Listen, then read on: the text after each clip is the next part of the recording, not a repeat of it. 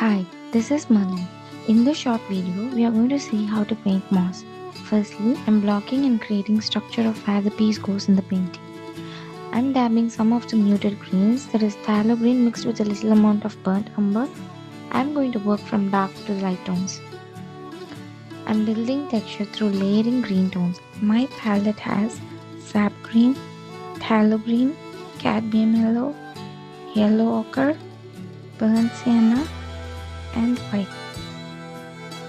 Moss is very fibrous. The most important thing is to keep the layers uneven.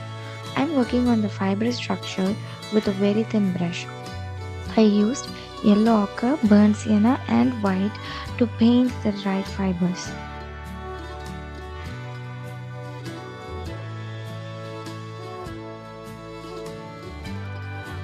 Unlike animal fur, the fibers here are not very directional. Capturing the light is very important.